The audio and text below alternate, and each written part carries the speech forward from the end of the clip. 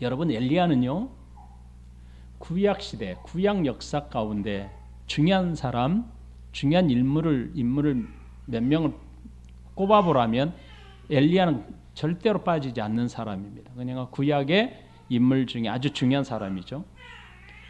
메시아가 오기 전에 예수 그리스도보다 먼저 보내셔야 될 사람이다라고 하나님이 약속한 사람입니다. 그리고 실제로 예수님이 제자들 앞에서 변형되었을 때에 모세와 함께 나타났던 사람이 바로 엘리야입니다. 그러므로 엘리야는 신약과 구약에서 아주 중요하게 거론된 인물이죠. 그가 사역하던 당시는 굉장히 암울했어요. 바알 신앙이 온 땅을 삼키고 있을 때입니다. 그때 엘리야가 등장합니다. 그러므로 엘리야의 등장은 아합이 북쪽 이스라엘, 북방을 통치하고 있었던 때입니다. 이때가 우리가 지난주에 함께 말씀을 나눴지만 악이 창궐했어요. 우상 숭배가 극에 달했던 시기입니다. 아합의 아버지는 오므리라고 했습니다. 오므리는 북방 이스라엘의 수도를 사마리아로 정하고 그 사마리아를 성으로, 수도로 건설했어요. 그래서 자신의 정치적 입지를 굳게 했습니다. 그리고 그는 두로 왕의 바알과 동맹을 맺었습니다. 정치적으로 아주 강력한 통치력을 행사했습니다. 그래서 북쪽 이스라엘 나라를 굳게 하고 있었습니다. 그리고 그의 뒤를 이어 왕이 된 사람이 바로 그의 아들 아합입니다. 아합은 아버지 오므리의 뒤를 이어서 왕이 되었어요. 그렇지만 하나님 앞에서 악을 행하기에 거침이 없었습니다. 하나님을 두려워하지 않았습니다. 그는 두로의 공주 이세벨과 결혼했어요. 그래서 이세벨이 섬기는 우상들을 북방 이스라엘에 들어오게 했습니다. 그녀는 철저하게 바알 숭배자였습니다. 이것으로 인해서 북이스라엘은 철저하게 타락하게 됩니다. 사마리아에 아까 수도로 정했다고 그랬잖아요. 그 수도 사마리아에 바알 신전을 건축해요. 그래서 수도의 대표적인 신전, 바알 신전을 건축해서 백성들로 섬기도록 했습니다. 이때부터 북방 이스라엘의 우상은 공식적으로 이스라엘로 인정받게 됩니다. 바알 신전으로 인정받게 돼요. 백성들이 타락한 결과는 하나님을 섬기는 믿음을 버리게 된 것입니다. 그리고 하나님을 대신해서 우상을 섬기게 된 것입니다. 이로 인해서 신앙을 굳게 붙들고자 했던 사람은 큰 고통에 빠지게 됩니다. 악의 세력이 창궐하여 믿음을 지키는 사람들을 무너뜨리기 시작했습니다. 하나님은 고통받는 믿음을 지키고자 애를 쓰는 이 불쌍한 사람들을 위해서 사람 한 분을 준비하십니다. 사람들이 죄에 빠져 허덕일 때 노아를 준비하셨던 것처럼 하나님은 백성들을 위해서 아합을 맞설 사람을 준비하십니다. 악한 왕 아합 앞에 담대하게 나갈 수 있는 사람, 모세와 같은 그런 사람을 준비합니다. 그 사람이 바로 엘리야입니다. 여러분, 엘리야 뜻이 있습니다. 하나님은 나의 여호와시다. 나의 하나님은 여호와시다라는 뜻을 가지고 있습니다. 엘리야의 엘은 하나님을 의미합니다. 엘리야의 야는 여호와를 의미합니다. 그러니까 나의 하나님은 여호와시다라는 의미의 이름입니다. 이 이름에서 이미 우리는 아합 왕 시대에 예비하신 인물, 이 이름을 통해서 엘리야를 통해서 어떤 메시지를 하나님이 준비하셨고 또 전달할 것인지를 이미 짐작할 수 있게 하신 겁니다. 온갖 우상 숭배로 가득한 세상에서 엘리야는 외칩니다. 오직 하나님 한 분만이 나의 하나님이십니다 라는 고백의 이름을 온 세상에 전파하고 있는 겁니다. 내가 믿는 하나님은 천지의 주제이시고 여호와이시니 다른 어떤 것도 예배의 대상이 될 수 없다는 선언인 겁니다. 이런 이름의 사람을 하나님은 세상을 위하여 준비하셨던 것입니다. 하나님은 엘리야를 이렇게 소개해요. 길르앗에 우거하는 자 중에 디셉 사람 엘리야 이렇게 소개하잖아요. 아까도 말씀드린 것처럼 신구약에서 중요한 인물 몇 사람을 꼽으라면 엘리야를 꼭 빼놓을 수가 없죠. 그만큼 중요하고 위대한 사람에 속합니다. 그런데 성경에서 이렇게 중요한 사람을 소개할 때는 반드시 족보를 거론합니다. 그의 가문이 어떠하고 그의 부모는 누구인지, 그리고 그는 어디의 출신인지, 어느 지파, 어느 족속의 출신인지를 밝힙니다. 그런데요, 엘리야는 그러지 않아요. 길르앗에 살고 있고 그의 부모도 없습니다. 소개도 없어요. 디셉 사람이다, 디셉 출신이다 라고 소개합니다. 여러분, 아무리 악한 왕 아합을 소개할 때도 그렇지 않았습니다. 열왕기상 16장 29절에 아합을 소개할 때 이렇게 말합니다. 유다의 아사 왕 제38년에 오므리 아들 아합이, 그러죠, 이스라엘 왕이 되니라. 오므리의 아들 아합이 사마리아에서 20년 동안 이스라엘 다스리라, 이렇게 밝히고 있습니다. 아합은 오므리의 아들이라는 것을 2번씩이나 밝혀요.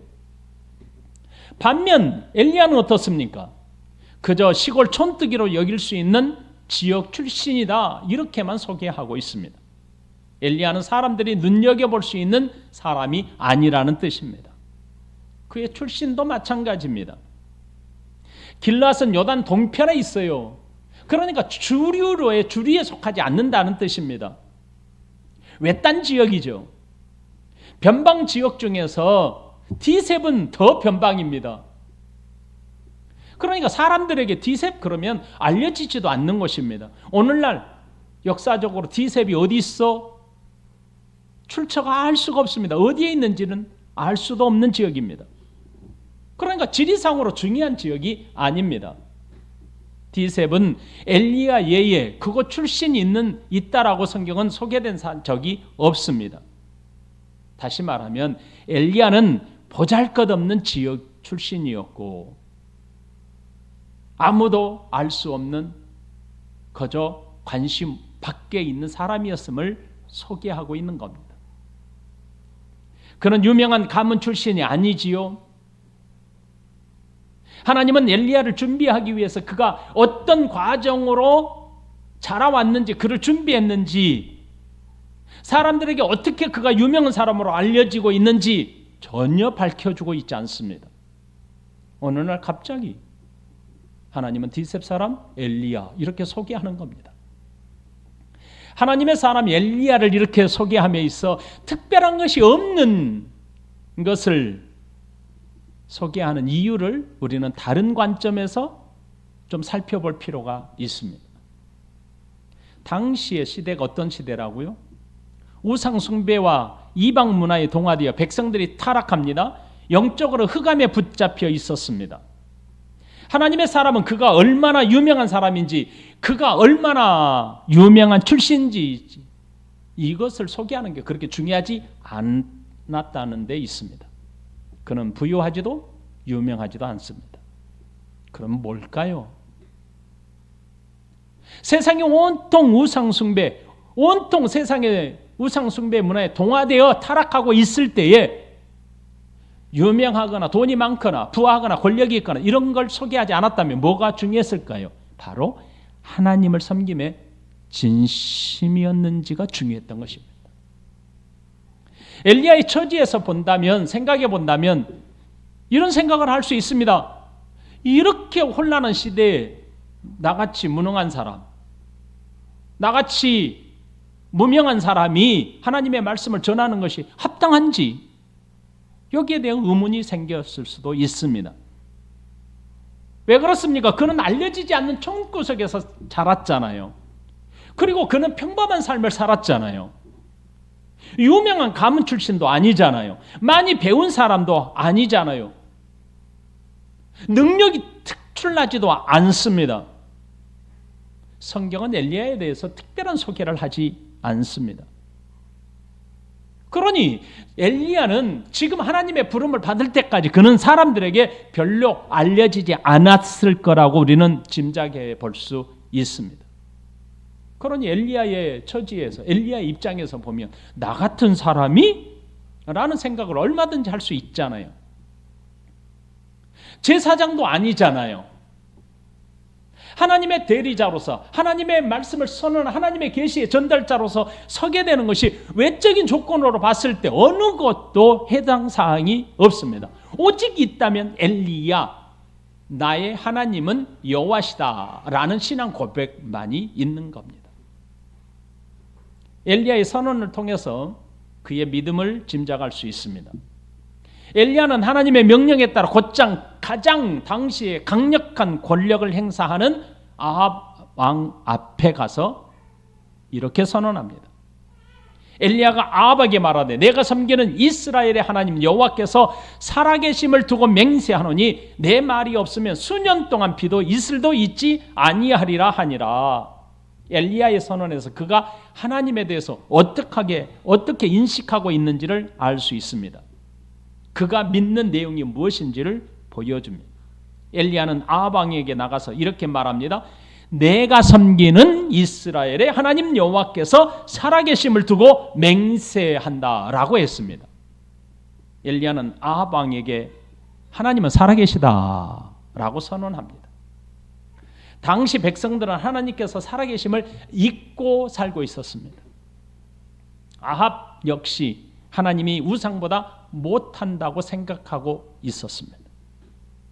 선조들에게 물려받았던 선조들이 우리 앞서 있었던 선진들이 지켜냈던 하나님에 대한 믿음은 그에게는 무기력하기만 했습니다. 아마 우리 조상들이 하나님을 섬길 때 하나님을 경험했을 때 그 하나님은 전설이나 설화쯤으로 여겼지 않았을까 싶어요. 그런 아합에게 엘리야는 이렇게 말합니다. 내가 섬기는 하나님은 살아계시다. 이렇게 선언한 것입니다. 엘리야는 사람들에게 알려지지 않았던 촌 동네에 살고 있었습니다. 비록 엘리야는 촌 구석에서 살고 있었지만 하나님을 신실하게 섬기고 있었습니다.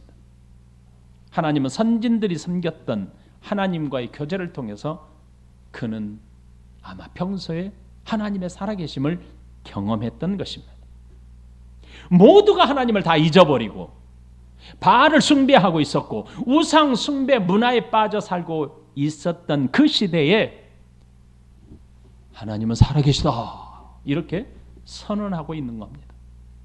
이 선언은 바로 큰 권세 앞에서 하나님의 메시지를 선포했던 모세와 같은 모습입니다. 온통 불신자들이 자신을 둘러싸고 있을 때 하나님은 살아계십니다 라고 담대하게 선언하고 있는 겁니다. 엘리야의 선언은 분명 신앙 고백 위에 서 있습니다. 그것은 이스라엘 하나님 여호와라는 명제입니다. 우리가 잘 압니다. 여기서 이스라엘 하나님이라는 뜻은 자기 백성들에게 언약하신 약속을 반드시 성취하시는 분이라는 뜻을 지니고 있습니다. 여러분, 본래 이스라엘이라는 이름은 나라 이름이 아니었습니다. 사람 이름이에요. 하나님께서 야곱에게 바꾸어진 이름입니다. 아브라함과 이삭과 야곱으로 이어진 언약을 이루신 하나님의 성취라는 뜻입니다. 백성들은 지금 언약을 성취하심으로 하나님 나라의 공동체를 허락하신 하나님을 다 잊어버리고 버렸습니다. 이스라엘의 하나님 여호와라는 고백은 무슨 고백입니까? 역사적으로 자신의 언약을 성취하시는 여호와시라는 선언, 의미입니다. 하나님께서 언약을 성취하시기 위해서 얼마나 많은 일을 행하셨습니까? 그러니 엘리야는 지금 이런 이야기를 하는 것이죠. 하나님은 우리 조상에게 언약하신 것을 성취하시기 위해서 수많은 일을 해오신 분이셔. 자신의 언약을 성취하시기 위해서 역사 가운데 수많은 일을 행하신 분이야 라는 것이죠. 엘리야는 아합에게 역사 가운데 은혜를 베푸신 분은 하나님이 오늘날도 여전히 살아 역사하신다라는 선언의 고백이죠. 바알을 섬기는 아합과 백성들에게 뭐라고요? 하나님만이 살아계셔 라고 선포하는 것입니다. 하나님에 대한 선언은 아합에게 정면으로 맞서는 것이지요. 이것은 하나님의 계시를 전달함에 있어 자신의 안위에 큰 위험에 빠질 수 있다는 뜻 아닙니까? 그렇지만 엘리야는 자신의 신앙을 고백함에 있어서 선언을 주저하지 않았습니다. 엘리야는 이렇게 말합니다. 맹세하노니 내 말이 없으면 수년 동안 비도 이슬도 내리지 아니하리라. 아합과 백성들이 섬기는 신은 바알과 아세라 신입니다. 이것은 농경과 다산의 신입니다. 농사를 지을 때, 결혼할 때, 축제를 즐길 때 비를 내리고 풍년을 가져다 줄 것이고 많은 자녀들을 생산케 할 것이다라고 저들은 섬기고 있었습니다. 그리고 개인과 국가 행사에는 다산의 신, 농경의 신 바알과 아세라 신에게 제사를 드렸습니다. 그런데 엘리야의 선언은 이런 백성들에게 정면으로 도전하는 것입니다. 지금 가장 강력한 권세, 권력을 행사하는 아합에게 자신의 목숨도 끊어버릴 수 있는 아합에게 도전한 것입니다. 무슨 뜻입니까? 너희가 섬기는 바알과 아세라는 비를 내리게 하는 것이 아니야. 내가 섬기는 하나님께서 나에게 계시하지 않는 한 비도 이슬도 내리지 않을 거야 라고 말하는 겁니다. 여러분, 여기서 내 말이 없으면 이라는 말은 하나님께서 비가 내릴 것이라는 계시가 나에게 있기 전이라는 뜻입니다. 엘리야에서는 하나님께서 계시하신 것을 표명한 거죠. 그리고 비가 내리는 것도 하나님께서 계시하실 것이라는 선언에 해당되는 겁니다. 이것은 하나님의 진노가 온 땅에 임하게 될 것이고 하나님께서 진노를 멈추기 전까지는 비가 이 땅에 내리지 않을 것이야 라고 한 것입니다. 엘리야의 선언은 지금부터 지독한 가뭄이 있을 것이라는 의미입니다. 여러분, 중동지방에서는 비가 내리지 않는다 하더라도 새벽에는 이슬이 내립니다. 중동지방에서 이슬은 곡식을 위해서 대단히 중요한 역할을 하기 때문에 이슬이 내리지 않는다는 것은 지독한 가뭄이 재앙이 닥쳐올 것이라는 뜻입니다. 곡식이나 과실이 이슬이 없게 되면 수확할 수 없게 됩니다. 이슬은 우기철이 지난 뒤부터 비와 같은 역할을 합니다. 이슬이 내리지 않는다면 과실은 다 터지고 먹을 수 없게 됩니다. 수확할 수 없게 됩니다. 그런데 비도 이슬도 내리지 않는다고 하신 선언은 곡식이나 가축이나 동물뿐 아니라 사람들에게 가장 큰 고통을 주게 될 것을 말씀하신 겁니다. 비가 오지 않는다고 하더라도 이슬이 멈추게 되는 경우는 자신들이 생애 동안 살아보는 생애 동안 한 번도 경험하지 못한 사건일 겁니다. 자연적인 현상이 아니라 하나님께서, 살아계신 하나님께서 행하시지 않으면 불가능한 일이라는 것을 선언하고 있는 겁니다. 비가 내리지 않을 뿐만 아니라 이슬까지 없을 것이라는 말은 온 대지가 바짝 말라 물이 사라진다는 뜻입니다. 물이 사라지면 어떻게 됩니까? 곡식은, 동물은 어떻게 됩니까? 백성들은 또 어떻게 됩니까? 지금까지 경험해 보지 못한 고통의 시작이 될 것을 말씀하신 겁니다. 엘리야는 백성들이 영적으로 심각하게 타락한 상태에서 살아계신 하나님을 선언했습니다. 오늘도 살아계시고 유일하신 하나님을 선언하였습니다. 엘리야의 사역을 우리가 살펴볼 텐데 크게 네 부분으로 이제 살펴보게 될 것입니다. 첫 번째는 17장부터 19장까지 갈멜산에서의 승리가 중간에 있습니다. 그리고 몇 가지 사건을 소개하고 있습니다. 그리시네가에서 피신한 엘리야, 사르밧 과부에게 행한 기적, 그리고 그리시네가, 그리고 호렙산에서의 엘리야의 모습입니다. 두 번째는 21장에 소개되고 있는 나봇의 포도원 사건입니다. 세 번째는 열왕기하 1장에서 아하시아 왕과의 대결입니다. 네 번째는 열왕기하 2장에서 엘리사의 사역이 전수되는 모습입니다. 여러분, 우리는 지난주에 히엘이 여리고성을 재건했다는 사건을 살펴보았습니다. 하나님의 경고를 무시할 만큼 당시 영적인 분위기가 철저하게 타락했음을 살펴보았습니다. 히엘은 하나님께서 경고한 대로 자녀들을 잃었습니다. 이것은 하나님을 무시하는 시대에 말씀이 여전히 유효하다, 하나님은 여전히 살아계시다라는 것을 보여준 사건입니다. 모든 사람들이 하나님의 말씀을 무시하고 떠나 있을 때 순종하는 자에게는 복을, 불순종하는 자에게는 심판이 있을 것이라는 사실을 히엘 사건을 통해서 보여주었습니다. 하나님은 여전히 백성들을 사랑하고 지켜보고 계시니 하나님께 돌아오라고 엘리야의 입을 통해서 오늘 선언을 열어주신 겁니다. 여러분, 엘리야가 무명한 사람으로서 어떻게 그 당시에 가장 강력한 권세를 가진 왕 악한 아합 왕 앞에 나가서 이렇게 놀라운 말씀을 선언할 수 있었겠습니까? 그것은 오직 믿음입니다. 하나님에 대한 믿음입니다. 하나님께서 오늘 또 살아계시기 때문에 단호하게 그는 담대하게 선언할 수 있었습니다. 저와 여러분들이 이 땅에 살아가면서 믿음으로 신앙생활을 하지 못하는 이유가 무엇일까요? 그것은 세상이 두렵거나 세상의 풍습과 가치관에 내가 동화되어 가고 있지 않는지를 점검하셔야 합니다. 하나님은 자꾸만 멀리 떠나는 백성들을 돌이키기 위해 누구를 준비하셨습니까? 엘리야를 준비하셨습니다.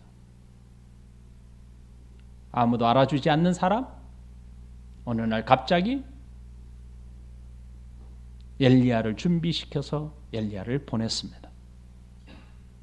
여러분, 이 세상에서 가장 밀접한 관계, 사람들 관계 중에 가장 밀접한 관계가 누굴까요? 부모와 자식 아닙니까? 부모와 자식이 세상에서 가장 가까운 사이입니다. 정상적인 부모와 자식이라면 자식이 고통과 힘들 때에 어떻게 합니까? 자식은 어떻게 합니까? 부모를 멀리 합니까? 힘들고 고통스러울 때 자식은 누구 품으로 달려갑니까? 부모 품에게 달려갑니다. 지금 우리 자라나는 자녀들 보세요.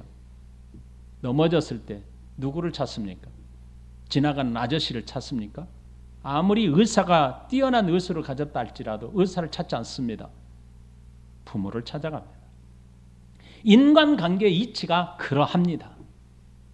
하나님과 나의 이치도 그러합니다.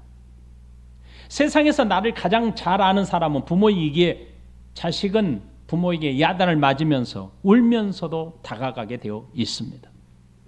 그렇게 하는 것은 내가 부모의 자녀라는 확신이 있기 때문입니다. 내가 고통과 슬픔이 밀려올 때 찾는 사람이 모르는 이웃일 수가 결단코 없습니다. 내가 하나님께 가까이 가는지 점검한다면 내가 하나님의 사람인지를 가늠해 볼 수 있습니다. 내가 세상과 더 친하다고 생각하면 나는 어려울 때 세상으로 갈 것입니다.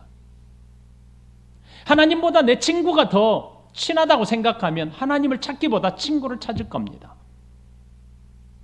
저는 지금까지 살아오면서 내가 힘들고 아무리 어려워도 하나님을 떠나려고 하는 생각보다는 하나님께 더 가까이 가려고 하는 생각이 훨씬 더 컸습니다.